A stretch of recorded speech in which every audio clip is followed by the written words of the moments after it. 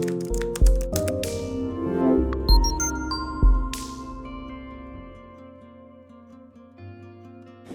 which one? Go ahead, we go to this. I want everybody to walk away with something.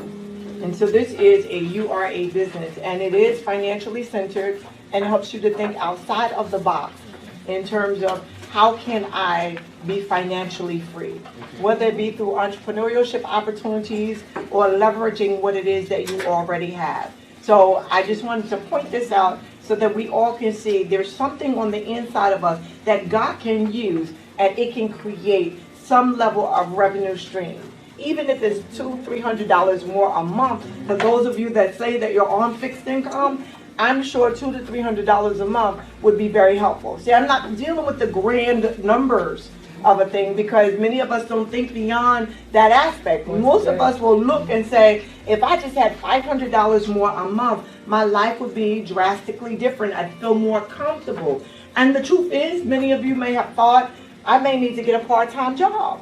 And I'm saying you're going to exchange time for money, right? So a part-time job is not going to be fantabulous, so you're probably going to make an average of $10, maybe $11 an hour. You're going to try to give them 15 hours to 20 hours in order for it to mean something for you. Then you probably have to drive at least 10 to 15 minutes in order to get back and forth from that place. 30 or 40. All right, you know, and in different areas it might be 30 or 40.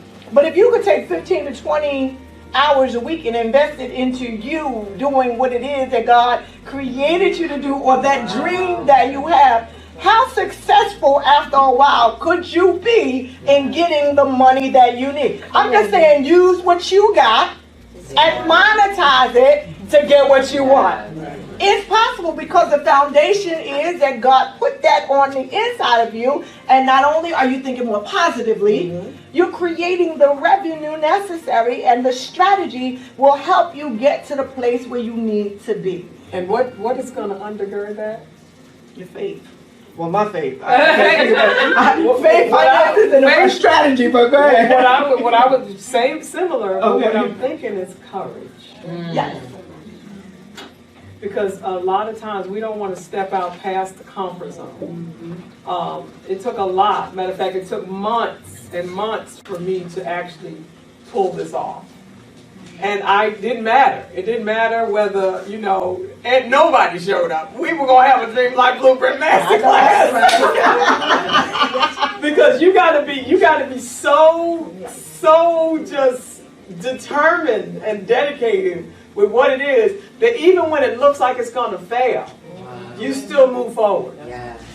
That's right. And I think, I think this is what is so perfect that Dr. Nicole, she brought something for you to work with. Yes. Yeah, I like that. Thank you. And she's giving it to you. Yes. And what I'm saying, we're going to stay in touch with you so that you don't just take that and put that on your dresser. Yes. The second thing I want to say is, we're not going to let you ignore this. That's right. And this is what we do when it doesn't work. We just ignore it. Yeah. Some people, when they get sick, they don't go to the doctor. Because they don't want the doctor to tell them, you have an incurable disease. When it could have been cured when you should have gone the first time. Yeah. So we want this really, and this is what I love about my new relationship. Hold my hand. Is that she's a reminder that I need to keep my stuff together. Yeah. I need to get it together and keep it together. I'm like, I need you in my life. So we're talking about not just a relationship with money, but a relationship with people who can help you with the money. That's right. And then this idea of whatever it is that you have been gifted to do, whatever it is that's inside of you. That's why I'm encouraging you, take the personality test and really see where your life is taking you, so that you can work that, because that's the easiest route. It's the easiest route. So let's do one more, and then let's talk about the health and the wealth. I can. Okay. My glasses. In fact, I know what it says. I just want to make sure. No, I'm good. Regarding your health and your wealth, nowadays we're living a lot longer than we have in the past, but we're not necessarily the healthiest individuals. And so even addressing your health needs, your healthcare needs, as you get older, when you're incapable of working, it impacts and affects what your wealth is, whatever it is that you've accumulated over time. And so at that point of retirement, you're now transitioning into a fixed income. And when you're in a fixed income, but the medication that you take is higher than proportionately what you're bringing in, then what you begin to do is you suffer even more because you sacrifice the medication or you find yourself having to pay bills. It's something as simple as diabetes is impactful, high blood pressure, just those standard medications that you have to take day in and day out. So if those things are preventable or can be managed, then what you want to do is you don't want to wait until you get to the place of retirement to address those. You want to start where you're standing now. And so if I know that I'm on pre-diabetic levels, then what can I do to make sure that I don't get diabetes? Because I now know my finances is going to be impacted when I'm not capable of working. And this is primarily for two sects of people. First of all, being an entrepreneur, if I don't work, I don't eat. Right. So you might be in that category. You don't work, you don't eat, so you can't afford not to work, so you need to take care of your health. Mm-hmm. The second one is, if you work and you give a company 30 years of your life, there's going to be a moment in your life where you're not going to give them those, that time anymore. So the paycheck that you were accustomed to getting, you're no longer getting, and that's really where your fixed income comes. Like me, I preach and I, do what I do. I tell my congregation, which is probably terrible, but I want to die in the pulpit or my desk. I don't ever plan on stop working. I know that's terrible, but I'm going to be dramatic, but it's what I love to do. It's who I am. It's I can't imagine. It's not work, and that's the beautiful thing about it. What I do, I am one of those individuals that I live my life loving it. I don't work. I enjoy life and I get paid for it. Yes. So every aspect of what it is that we do, and that's what we want to get. Even if we have to dedicate 40 hours to another entity, we can get to that place of healthy and wealthy lifestyle where we are having a profound impact on other people's lives. Now, the health and wealth comes along when you're healthy enough to give and serve, and then somebody gives you a check just for being you and doing what it is that you love to do. It's the greatest feeling in the world. You know that somebody just is blessed so much and you're just serving. Because I serve 24/7. And, quite honestly, I met Dr. Clark. That's actually how I'm here, and I thank God for her. But I was doing what I love to do. I went to speak at her church 5 years ago, 4 years ago, 7 years ago. It was a long time ago. But I can talk about finances all day, but I work my practice on a part-time basis.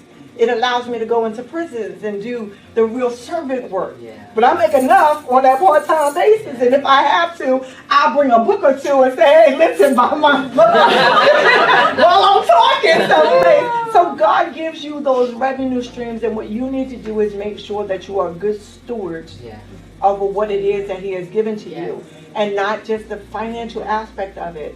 Because if you do not take care of your body, you will find yourself being impacted negatively financially. And then you're negatively impacted emotionally, and then you're negatively impacted spiritually because you can't do this or you want to do that. And it's not, there's no worse feeling in the world of seeing someone in crisis and you can't help them. That you know that person is struggling with 3 children, and you really want to pay for their groceries because their ATM card declined in front of you, or their EBT card doesn't have enough on it. You want to be the one that says, I got that, don't even worry about that. May God bless you in that regard. You just want to be able to serve in whatever capacity. Absolutely. You can't do that if you're financially incapable of managing life yourself. Right. And as Black and minority women, we don't oftentimes take care of that the way that we should. Absolutely. There's a saying that says, if you love what you do, you never work a day. You never work a day. I'm a witness. It's possible. It is possible. And I think it's important for us to embrace that. But I think one thing that you said I want to kind of really get back to, and that is that there is something for every one of us that we are called to do. Every one of us has a special gift that actually can help us to prosper. Sometimes we don't engage in that because we just want to get a job. But I remember, what's that? Just over broke. Just over broke. That's what the job is. We done just over broke. A joyless occupational burden. Good. For some. But this is what I want to say, and I usually work more than one job because I have so many things that ways I can give. But I remember going to work to a 9 to 5, coming home, giving them 8 hours, coming home and working 8 hours for myself. Because I have a dream. Thank you. And so you're sitting in the dream today because I worked 8 hours until 2 in the morning trying to pull it all together so that I can have something to show you. But the point is that you have it, it's in you. You got to be able to, you have to be willing to invest the time into it. And it's not always about working for somebody else. So the health piece is very important as it relates to wealth, because I look at, most of you all know I'm taking care of my mom. Fortunately for her, she doesn't have to pay for her medication. She has a health plan that pays for that. But I'm thinking, wow, what would happen if she had to pay for medication? So the medication now will eat up the entire resource. Yeah. It's not just medication, though. Let me expand your way of thinking as well, because you are a caregiver. And so just in terms of individuals being caregivers, you're talking about other things that we oftentimes do not put an economic price to, but there is a cost. Yeah, absolutely. And so if anybody has been with somebody who you're taking care of someone elderly, it's your time that you're taking away from your vocation, your level of employment, and your ability to earn as well. So there is an economic loss that's there that we oftentimes don't consider. And then when you're doing that, if you are the sandwich generation of an individual, that means you may have young children, how you're feeding them, you're paying more because you're probably going out and paying for fast food as opposed to home cooked meals and things of that nature. So you have a double exodus of resources because you're trying to take care of your elderly parents and the younger generation. And then because we have some challenges as well, there are some individuals in here that are taking care of their grandchildren. And so there is another level of cost. These are things that we consider to be ancillary. We're not thinking about it in our own right, but it impacts us financially. And we have to think about it. Go ahead. Economically, you mentioned how being a caregiver and all the other things affect us, but health-wise, it affects the caregiver also. They die before time. Well, some you have to keep your health together in order to sustain the other people that you have care under. Absolutely. So it's a double thing, Yes. health and wealth, for caregivers and people who are taking care of other people. And I think it's important to keep that in the forefront of your mind, because that's what I do on a regular basis. I have to take my mother to respite care, to a nursing facility who will take care of her 5 days every month. And what I do is I lay down and I sleep for 5 days. Exactly. Beautiful. Good. Necessary. Because you ain't killing me. I'm like, you ain't killing me. I'm sorry. I'm like, go sit down somewhere. I can't take no more of this. And this time, it was so effortless. I'm like, all right, put your clothes on. We go. She said, okay. She said, oh, the room is so nice. I'm so sorry. But I'm like, yeah, he's nice. But all I can think about is that, and I'm saying this because I never imagined I would be in this position. And I never imagined that it would be like this. But I said to myself, I'm not going to lose my life just because I want to take care of my mother. I'm going to live. And I'm going to give you the gotta have a balance. And it impacts me in a financial way. And that's why we're talking about this. Go ahead. And I'll give you the flip side of that. My mother made her investment into 4 daughters. Myself being the second oldest. She invested into 4 daughters, and me and my sisters had a plan. Because my mother didn't have the financial resources or anything of that nature, she figured her investment was into us. I was supposed to be the person to write the check. I'm number 4 in terms of relationships with parents. So I was supposed to be the one to write the check. You know, and then I have one sister that, you know, was mommy's favorite. She was supposed to take care of mommy. And, you know, the other two were supposed to be alternative, you know, individual. We had a plan. It was a strategy. It sounded wonderful. My mother unexpectedly got ill and she wound up being at my house, and I wound up being the caregiver for her. Overall, I wasn't expecting that. I was supposed to be the one to write the check. It didn't work out that way.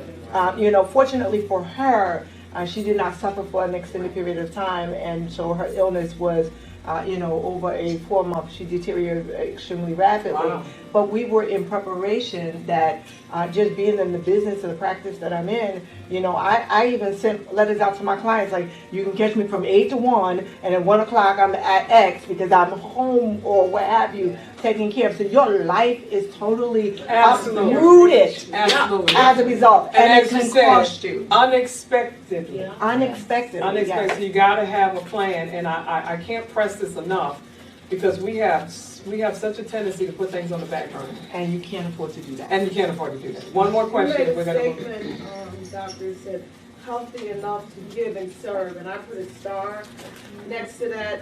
And when I listen to you, when I listen to Dr. Adams and myself and other people, we're healthy enough to serve, but also we are blessed that out of your siblings, out of my siblings, out of your siblings, God chose us for this assignment. Yeah. So I look at it that way. I'm listening to all the components, mental, emotionally, so financially, so how I can handle all of this without negativity, and I look at it the positive way. Out of all my family, sisters, brothers, God chose me for this assignment, and I'm going to serve the best I can. And that's a positive swing on things. Do your best. That's the most important thing. But you have to also eat. So you want to do your best, but it's always it always helps to be able to have provision. Yes. We're going to shift into a couple questions, and then we're going to go to our next area of transformation. But does anybody have any questions in the financial area for Dr. Nicole? Okay. I don't have a question, but I do want to make a comment. When I met Nicole, it was at one of the church's events. And I knew she was speaking to me because at the time I was working for the state, and I was like, I really don't know where this money is going. But when I first, this is where coaches come into play. When I first met her, and she sat down, we was going over, she said, playtime is over. And I was like, uh-oh. You about to cut my money in half. I will never forget that, but that's what you need to hear. Yeah. It shifted my mindset right away, like, yes, it's time to get serious. You're getting older. You need to put money away. You know, your family. It just really shifted my mindset right away to the seriousness of financial planning. I'm going to remember that. Yeah. Playtime is over. Did y'all get that? Playtime is over. You played with it long enough. Now let's get down to business. That's not everybody. I like it. Work for me. Own it. I love it. Let's get a t-shirt. I do appreciate the fact that every person is different in terms of their financial journey. And the blessing is recognizing where somebody is standing and where we need to go. And that's, you know, that's why I tell people I know what my calling and my anointing is, you know, to be able to speak specifically to you, to compel you to take action, whatever that active measure might be. But not only that, you know what your calling is, you know what your anointing is, but you acted on it by becoming a certified financial planner. Yes. So it's, you know, people could talk all day and night, I know what I'm supposed to do, but you have to now act on it, and now you can help other people. Yes. And you certainly are helping me. Somebody else, another question? She had a question I had that. I was just going to add a comment and talk about, you know, wonderful, first of all, presentation. Yes. Very motivating, very encouraging. The relationship with money piece. The one thing that I have learned is that, you know, we talk about people being in their comfort zones, but guess what? Your comfort zone is most likely associated with your resources, and that can change. And therefore, your comforts change. Oh. So you can't get, until you are so uncomfortable at being stuck or having the lack of movement that you won't build a healthy relationship with money. You won't build a healthy relationship with your health. So understanding that your comfort is associated with what resources you have available. And that's why we often struggle so much, is because we think we're in this box of safety and it's only dependent on other resources that you have. Wow. I do want to add to that, because I agree 110% with what you're saying. But when you're doing what you're called and what you're passionate and what you love to do, you will not give up on yourself. That's right. You won't shift course. You will stay the course in the area in which you believe God has called for you to be. Because when I talk about 2001 and the traumatic impact that it had on not only my life, it had an impact on my resources as well. You know, the ability to stay the course, because I know this is where I was called to be, helped me at the most dire times and moments in my life to continue to plow ahead in this arena or this industry until I was able to be self-sufficient again. And so keep that in mind, because we oftentimes give up on ourselves if we hit a season of failure in our mind or something that's non-productive. And so I'm going to use Dr. Adams as an example, because she was very clear about saying that, you know, this is her investment not only into herself, appreciative of the fact that you've invested into her, but by no stretch of the imagination did our registration cover the cost of this event. So one person might look at that as a failure. No, this is a success that just did not hit the financial quota that we desire for it to have. It does not mean take it and throw it away. It's not what you were called to do.